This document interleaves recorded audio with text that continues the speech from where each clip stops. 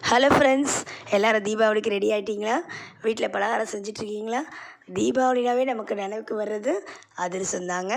அதிரசம் நம்மளுடைய பாரம்பரிய ஸ்வீட்டுங்க. இது ரொம்ப நல்லாயிருக்கும். இந்த வீடியோவில் நம்ம அதை செய்யலாம் வாங்க. சாஃப்டான அதிரசம் செய்யலாம். இதுக்கு நான் 2 அழாக்கு மாவு பச்சரிசி எடுத்துக்கிட்டேன். ஸோ கடையில் மாவு பச்சரிசின்னு கேளுங்க, தருவாங்க. ஸோ 2 அழாக்கு எடுத்துக்கிட்டேன். இது நம்ம வீட்லேயே அரைச்சிக்கலாங்க. ஸோ நிறைய குவான்டிட்டி போடணுன்னா நீங்கள் மிஷினில் அரைச்சிட்டு வரணும். இது நான் வீட்டில் அரைக்கிறேன். ஸோ 2 அழாக்குக்கு எனக்கு ஒரு 25 அதிரசம் வந்ததுங்க. ஸோ தண்ணியில் அலம்பிட்டு நல்லா ஊற வச்சிடணும். ஒரு 6 மணி நேரம் ஊற வச்ச அரிசி பாருங்கள், நல்லா ஊறிடுச்சு மாவு பச்சரிசி. ஸோ இதை நான் கொஞ்சம் கொஞ்சமாக மிக்சியில் போட்டு நான் அரைச்சி எடுத்துகிட்டு போகிறேன். ஸோ அரைச்சிட்டு இந்த மாதிரி நம்ம நல்லா ஜலிச்சு எடுத்துக்கலாங்க. ஸோ ஒரு டம்ளரை போட்டு இந்த மாவை எடுத்து இப்படியே சுற்றிட்டே இருந்திங்கன்னா ஈஸியாக மாவு ஜலிச்சிடலாம்.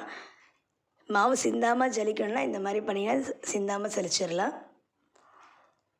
ஸோ ஏன் வீட்டிலையே நான் அரைக்கிறேன்னா அந்த ஈரப்பதம் மாவில் இருக்கணும்.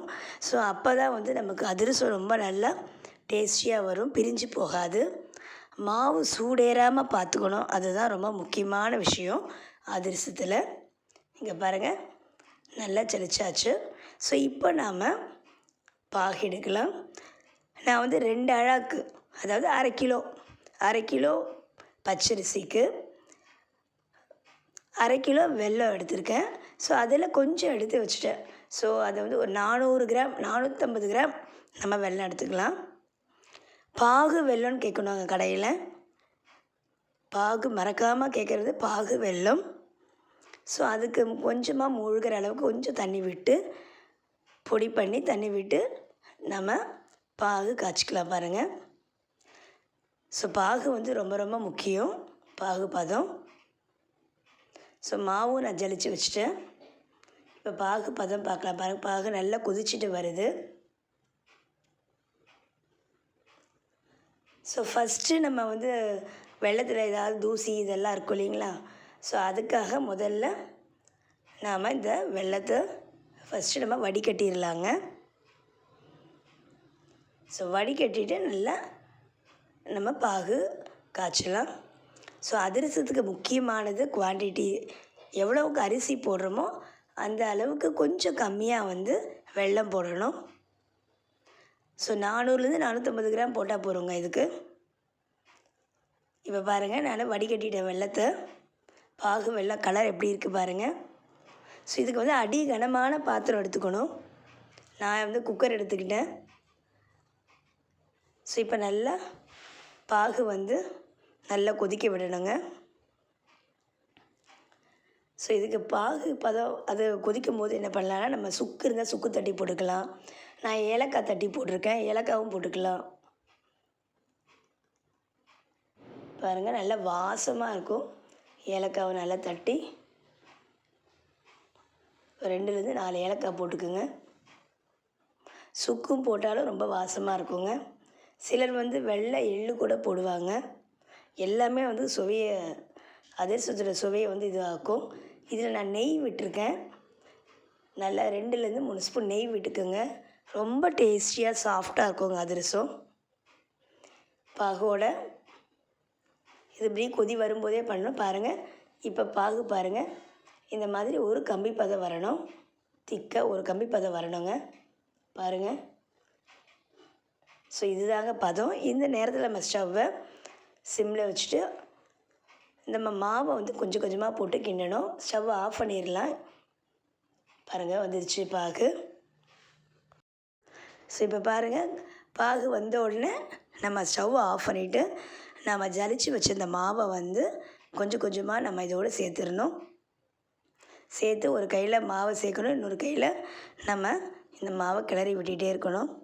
ஸோ அவ்வளோதாங்க, கிளறியாச்சு பாருங்கள். முதல்ல பார்த்தா நம்ம இலக்கமாக தான் இருக்கும், அப்புறம் கொஞ்சம் கொஞ்சமாக நல்லா கெட்டியாயிருங்க. ஸோ இந்த மாவு ப்ரிப்பேர் பண்ணி ஒரு நாள் அப்படியே நம்ம எடுத்து ஒரு பாத்திரத்தில் ட்ரான்ஸ்ஃபர் பண்ணி நம்ம மூடி வச்சிடலாங்க. ஆற விட்டு மூடி வைக்கணும். ஸோ ஒரு நாள் கழித்து தான் வந்து நம்ம இதை வந்து நம்ம அதிரசம் செஞ்சால் சூப்பராக இருக்கும். ஸோ எல்லா மாவையும் நம்ம சேர்த்துடலாம்.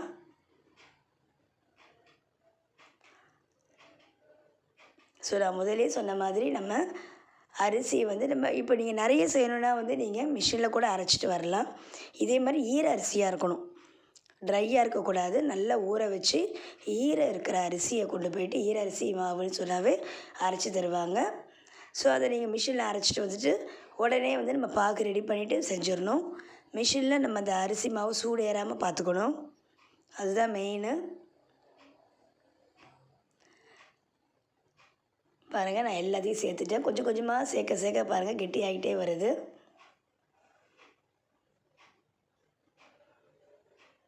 ஸோ எனக்கு இந்த 2 அழாக்கு அரிசி மாவில் பாருங்கள், இப்போது 400 கிராம் வெல்லம் சேர்த்தா ஒரு 30லேருந்து 25 to 30 வந்து தாராளமாக நல்லா மீடியம் சைஸ் நம்ம அதிரசம் சுடலாங்க. பாருங்கள், மாவு ரெடி ஆயிடுச்சு. இதை நல்லா மூடி வச்சுட்டு ஸோ அடுத்த நாள் இதை நான் எடுத்திருக்கேன். இப்போ பாருங்கள், நெக்ஸ்ட் டே நான் இதை எடுத்து கொஞ்சமாக நம்ம மாவு போட்டு அரிசி மாவு கொஞ்சம் தனியாக வச்சுருந்தேங்க. போட்டுட்டு இதை ஒரு உருண்டையாக எடுத்து ரொம்ப மெல்லிசாக தட்டக்கூடாது, ஓரளவு கனமாக இருக்கணும். எண்ணெய் காய வச்சு, எண்ணெய் வந்து சிம்மில் இருக்கணுங்க, மீடியம் ஃப்ளேமு. அது வந்து சிம்மில் இறக்கிடலாம். குலோப் ஜாமுன் மாதிரி நம்ம கொஞ்சம் சிம்மில் வச்சு தான் இதை வந்து பொரிக்கணும். பாருங்கள், எண்ணெயில் போட்டோடனே எவ்வளோ அழகாக பூரி மாதிரி எப்படி எழும்பி வருது பாருங்கள். ஸோ நமக்கு அரிசியும் வெல்லமும் கரெக்டான அளவு இருந்ததுன்னா இந்த மாதிரி நல்ல பூரி மாதிரி உப்பி வருங்க அதிரசம். இப்போ நம்ம திருப்பி விட்டுடலாம். ஸோ 2 சைடும் நல்லா வேக வச்சு எடுக்கணும், கரிஞ்சிடவும் கூடாது, அதனால் சிம்லேயே வைக்கணுங்க. சூப்பரான வாசமான சாஃப்டான அதிரசம் ரெடி ஆகிட்டுருக்கு. ஸோ 2 சைடு திருப்பி போட்டாச்சு. ஸோ இதை வந்து நம்ம எடுத்துட்டு இதில் இருக்கிற எண்ணெயை நம்ம வந்து இன்னொரு கரண்டியில் வச்சு 2த்தையும் வச்சு அழுத்தினா இந்த மாதிரி எண்ணெய் வந்துடுங்க. ஸோ எடுத்தாச்சு பாருங்கள், இந்த மாதிரி அதிரசம் செஞ்சு வச்சுட்டேன். ஸோ இந்த தீபாவளிக்கு நீங்களும் இதை ட்ரை பண்ணி மறக்காமல் கமெண்ட் பண்ணுங்கள். சாஃப்டான அதிரசம் ரெடி ஆயிடுச்சு பாருங்கள். ஒன்றுலேருந்து நிறைய அதிரசம், ஒன்று சாப்பிட்றவங்க நிறைய சாப்பிடுவாங்க. அனைவருக்கும் தீபாவளி திருநாள் நல்வாழ்த்துக்கள். இந்த வீடியோ உங்களுக்கு பிடிச்சிருந்தா மறக்காமல் நம்ம சேனலை சப்ஸ்கிரைப் பண்ணிக்கோங்க. கூட இருக்க பெல் ஐக்கானை கிளிக் பண்ணி ஆல் அப்படின்னு கொடுத்துக்கோங்க. அப்போ தான் நாங்கள் போடுற வீடியோஸ் உங்களுக்கு நோட்டிஃபிகேஷனில் கரெக்டாக வரும். வீடியோ உங்களுக்கு பிடிச்சிருந்தா உங்கள் ஃப்ரெண்ட்ஸ் அண்ட் ஃபேமிலிக்கு ஷேர் பண்ணி இந்த ரெசிபியை ட்ரை பண்ணி என்ஜாய் பண்ண சொல்லுங்கள். தேங்க்யூ.